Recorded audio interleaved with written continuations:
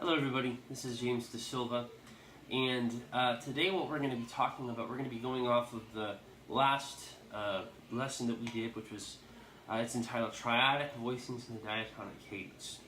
So what I thought I would do today is just kind of go off of that and talk about how by, going over each of those triad voicings that we did, and then augmented. These are all really great voicings. But what we can do is take each one of those voicings and create a whole new set of voicings by doing just one simple thing, which is taking the middle voicing and lowering it an octave and creating what is called an open voice triad. All we're going to do is take the middle voicing in each of those inversions and lower it an octave. So for example, this voicing here, all I'm going to do is take the middle voicing, which this is a root inversion C triad, so this is E, and I'm going to lower it an octave. So this voicing becomes,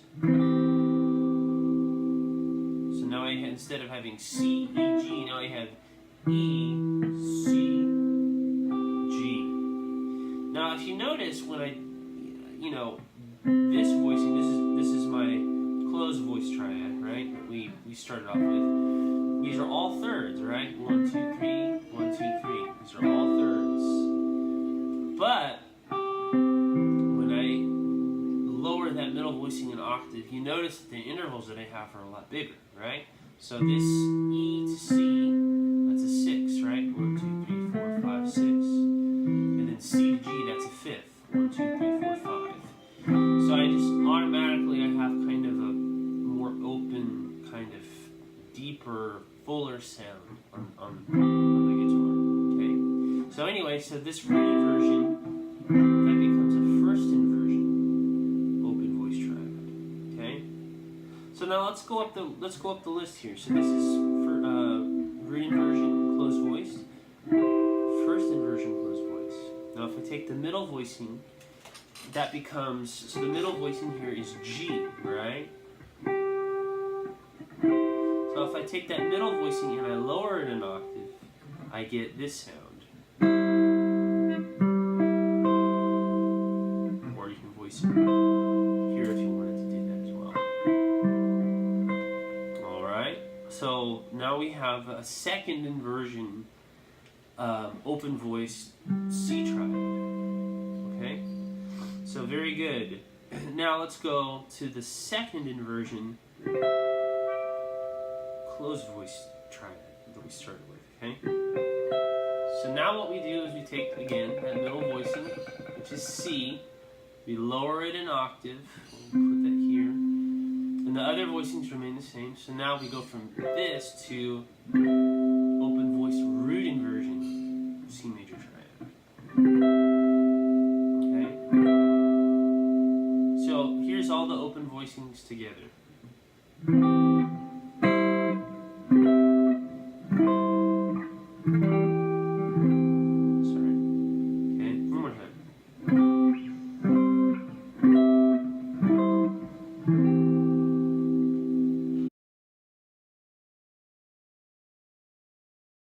So now we have our minor triad, okay? So the minor triad is a root minor third fifth. So the middle voicing would be E flat, right? So that middle voicing goes down an octave, and then we play, this is our open voiced first inversion C minor triad, okay? We go from this to that, alright? Now let's go to our first inversion closed voicing, okay? So E flat, G, C on top, and if we take that middle voicing, which is G, and lower it an octave, we're left with this. Okay.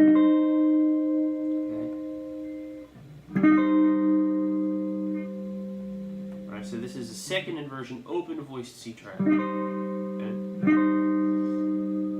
Cool. So So now we go to our second inversion, closed voiced C minor triad. And the middle voicing now is C. So we're going to take that C, lower it an octave. The other two notes will remain the same, and then we're left with, so that's a C minor open voiced triad, okay? Okay, so all together we have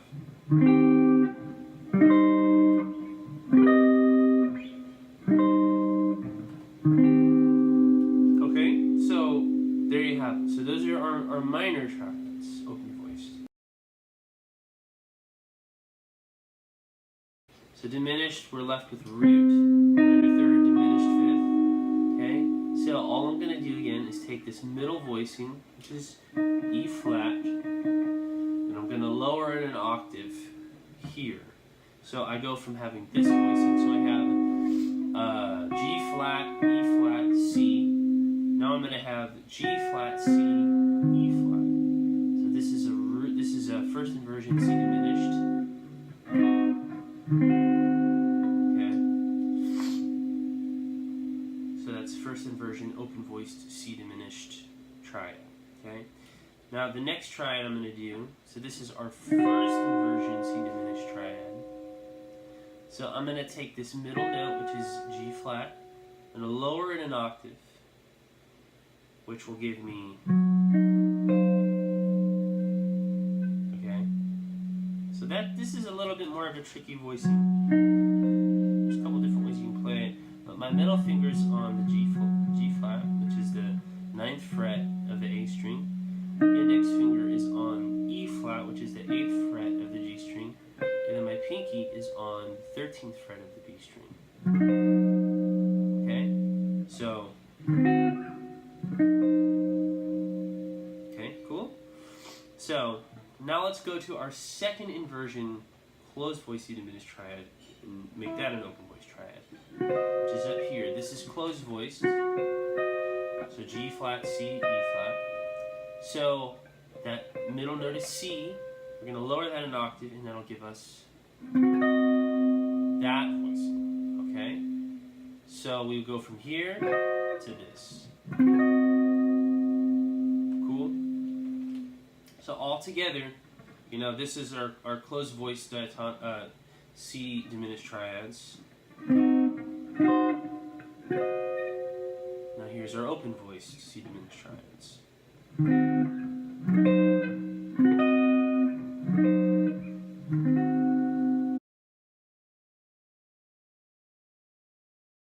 So now we have augmented. And you may not think you could do that with augmented, but you absolutely can. It sounds great. So now we're going to turn to C augmented. So here. So this is root inversion C augmented. First inversion, second inversion. Okay.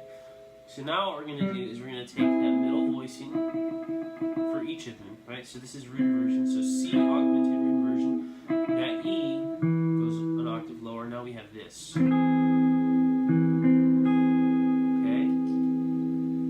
So cool, right? So root inversion, open voice C augmented triad. And then if we go up to first inversion, that middle voicing is the sharp 5, the G sharp. We lower that an octave. Now we have G sharp, C, E. I'm so sorry, G sharp, E, C. Excuse me. Apologize for that.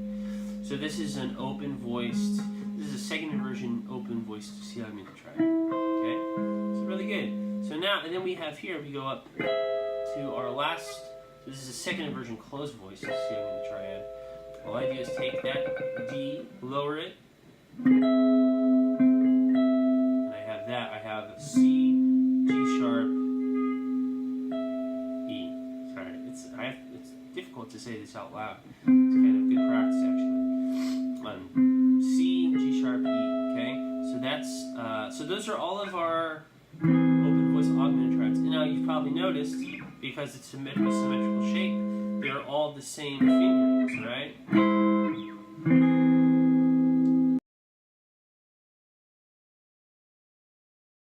You can do a lot of different things with this in terms of left-hand fingers.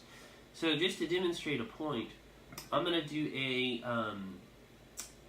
a first inversion C triad open voicing.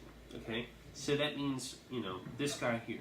Okay, now I can do this fingering, I can do this fingering,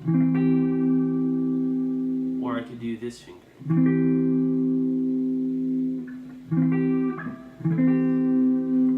Now, the important thing to know is, and this might sound kind of silly, but they actually sound a little different. Especially, most particularly this one. Okay? Now the reason why is because each of the strings have their own tension, right? So, I think the lower string you use, the more full of a sound you'll have. So, for example, this to me, it sounds fine. I'm not saying it doesn't sound good, but this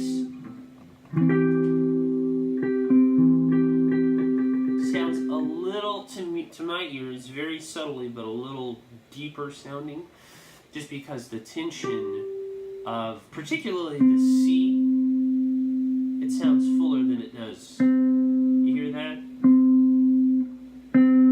It's a very subtle thing. But it does have a different sound. I think it's good to be aware of that. So depending on what fingering you use, you can actually achieve different sound. The other thing is the right hand of what I'm doing. A lot of kind of what I'm doing is hybrid picking.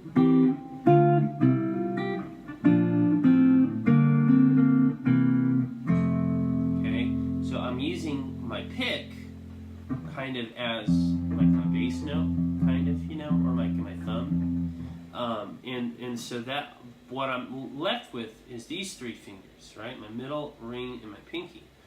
And truth be told, those are probably not the most responsive fingerings. I think, you know, your index and your middle finger are probably the most receptive. But anyway, you can, you know, use your fingers. And that gives you a much more piano-like attack because you're attacking each of the notes. You're hearing all of the notes at once. So that's one thing I think you should practice and get good at that.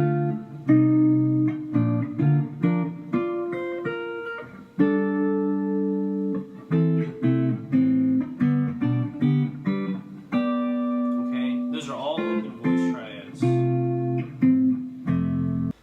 So you can use your hybrid picking, you can use your middle and your ring, or you can also just strum it. It has kind of a more of a plucky sound, right? But that's just another texture, just another kind of sound you can use. The other thing I would mention about like these kinds of chords is they actually kind of work cool in a kind of like an indie context or like a rock context.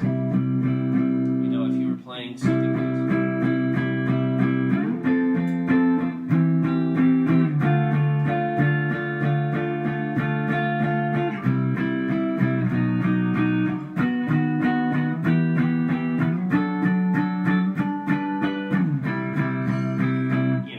or something like that, but like they just sound really full on the guitar. They have a really deep sound, and they sound really, even if you're like single picking the notes, you know.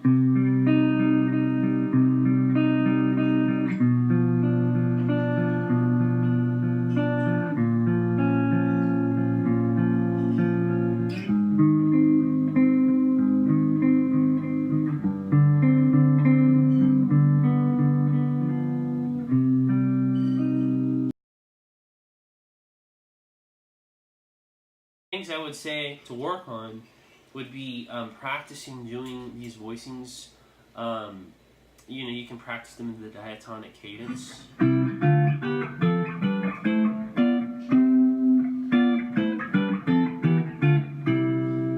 Death root inversion, practice them first inversion.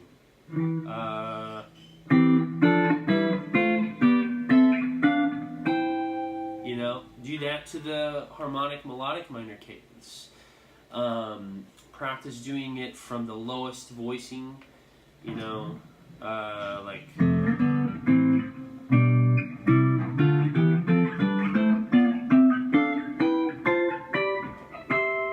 all the way to the top and just get a really good command of it. Thanks for watching, and I hope this helps you, and keep on practicing. Thanks.